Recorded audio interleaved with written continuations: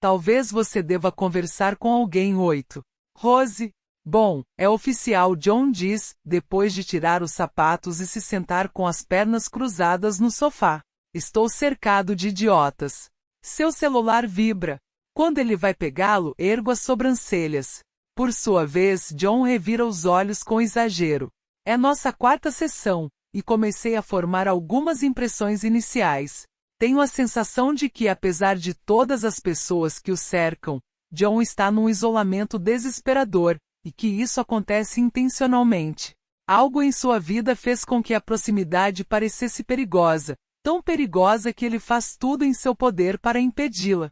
Seu arsenal é eficiente. Ele me insulta, segue por longas tangentes, muda de assunto e interrompe sempre que tento falar. Mas a menos que eu consiga encontrar uma maneira de ultrapassar suas defesas, não teremos chance de progresso. Uma de suas defesas é o celular. Na semana passada, depois que John começou a digitar durante a consulta, chamei sua atenção para o fato de me sentir dispensada quando ele digita. Isso é chamado de trabalhar no aqui e agora. Em vez de focar nas histórias do mundo externo do paciente, o aqui e agora trata do que ocorre na sala. Pode apostar que aquilo que um paciente faz com seu terapeuta ele também faz com outras pessoas, e eu queria que John começasse a ver o impacto que ele tinha sobre elas. Eu sabia que corria o risco de pressionar muito e cedo demais, mas me lembrei de um detalhe da sua terapia anterior. Tinha durado apenas 3 sessões, exatamente o ponto em que estávamos. Eu não sabia por quanto tempo teria. Imaginava que John tivesse deixado sua terapeuta anterior por 1 ou 2 motivos. Ou ela não o confrontou em suas besteiras, o que deixa os pacientes inseguros, como crianças cujos pais não cobram suas responsabilidades. Ou ela o tinha confrontado em suas besteiras, mas avançou com muita rapidez e cometeu o mesmo erro que eu estava, potencialmente prestes a cometer, mas estava disposta a correr o risco. Queria que John se sentisse confortável na terapia, mas não tanto que eu não o pudesse ajudar. Acima de tudo, não queria cair na armadilha que os budistas chamam de compaixão idiota, expressão adequada considerando a visão de mundo de John. Na compaixão idiota, você evita balançar o barco para poupar os sentimentos das pessoas, ainda que o barco precise ser balançado, e sua compaixão acabe sendo mais nociva do que sua honestidade. As pessoas fazem isso com adolescentes cônjuges viciados até consigo mesmas. Seu oposto é a compaixão sábia, que significa importar-se com a pessoa, mas também lançar-lhe uma amorosa bomba de verdade quando necessário. Sabe, John, eu tinha dito na semana anterior, enquanto ele digitava, estou curiosa quanto a uma possível reação sua ao fato de eu me sentir dispensada. Quando você faz isso? Ele ergueu um dedo. Espere, mas continuou a digitar. Quando terminou, olhou para mim. Me desculpe. O que eu estava dizendo? Amei isso. Não, o que você estava dizendo? Mas, o que eu estava dizendo? Bom, comecei. Mas seu celular soou com uma notificação, e lá foi ele responder outra mensagem de texto. Viu? É isso que estou dizendo, ele resmungou. Não posso delegar nada se quero que algo seja feito direito. Só um segundo. A julgar pelas notificações que chegavam, parecia que ele estava tendo várias conversas ao mesmo tempo. Passou pela minha cabeça que poderíamos estar revivendo uma cena que acontecia com sua esposa. Margot, preste atenção em mim. John, quem você? Era profundamente irritante. O que fazer com minha irritação? Eu poderia me sentar e esperar, e ficar mais irritada, ou poderia fazer alguma outra coisa. Levantei-me e fui até a minha mesa, remexi em uma pasta, peguei meu celular, voltei para a minha cadeira, e comecei a digitar. Sou eu, sua terapeuta. Estou aqui. O celular de John apitou. Observei-o lendo minha mensagem, surpreso. Jesus Cristo! Agora você me manda mensagem de texto? Sorri. Queria conseguir sua atenção. Você tem a minha atenção, ele disse, mas continuou digitando. Não sinto que esteja tendo a sua atenção. Sinto-me ignorada e um pouco insultada. Plim. John suspirou dramaticamente, depois retomou sua digitação. E não acho que possa te ajudar a não ser que consigamos nos concentrar totalmente um no outro. Assim, se você quiser tentar trabalhar em conjunto, vou pedir que não use o celular aqui. Plim. O que John disse, olhando para mim? Está proibindo o meu celular? Como se eu estivesse num avião. Você não pode fazer isso. É a minha sessão. Dei de ombros. Não quero desperdiçar o seu tempo. Não disse a John que nossas sessões não são, de fato, só dele. Cada sessão de terapia pertence tanto ao paciente quanto ao terapeuta, a interação entre eles. Foi o psicanalista Harry Stack Sullivan quem, no começo do século XX, desenvolveu uma teoria de psiquiatria baseada em relações interpessoais, rompendo com a posição de Freud segundo a qual os transtornos mentais tinham origem intrapsíquica, ou seja, na mente de uma pessoa. Sullivan acreditava que nossas dificuldades eram interacionais, ou seja, relacionais. Ele chegou a ponto de dizer: a meta de um clínico veterano é que ele, ou ela, seja a mesma pessoa na sua sala de estar e no consultório. Não podemos ensinar os pacientes a serem relacionais se não formos relacionais com eles. O celular de John apitou novamente, mas dessa vez não era eu. Ele olhou do celular para mim, decidindo. Enquanto ocorria sua batalha interna, esperei. Estava meio preparada para vê-lo se levantar e sair, mas também sabia que se não quisesse estar lá, não teria ido. Tendo ou não entendido, ele estava ganhando alguma coisa com aquilo. Era provável que eu fosse a única pessoa em sua vida, naquele momento, que quisesse escutá-lo. Ah, pelo amor de Deus! Exclamou, jogando o celular na cadeira do outro lado da sala. Tudo bem, vou largar o maldito celular. Depois, mudou de assunto. Esperei por sua raiva, mas, por um segundo, pareceu que seus olhos estavam úmidos. Seria tristeza? Ou um reflexo do sol que entrava pela janela? Pensei em perguntar, mas só restava mais 1 minuto da sessão, tempo normalmente reservado para fazer as pessoas se recomporem, e não para se abrirem. Decidi arquivar aquilo para um momento mais oportuno. Como mineiro explorando um lampejo de ouro, suspeitei que tinha encontrado alguma coisa. Hoje, com muita contenção, John para meio gesto, deixando seu celular vibrar sozinho, e continua sua história sobre estar, oficialmente, cercado por idiotas. Até a Rose está sendo idiota, ele diz. Fico surpresa ao escutá-lo falar desse jeito sobre a filha, que tem 4 anos. Digo para ela não chegar perto do meu notebook. E o que ela faz? Pula na cama, o que é tranquilo, mas não é tranquilo pular no notebook que está na cama. Idiota! E aí é assim que grito não. Ela mija na cama. Estragou o colchão. Ela não mija em nada desde que era bebê. Essa história me preocupa.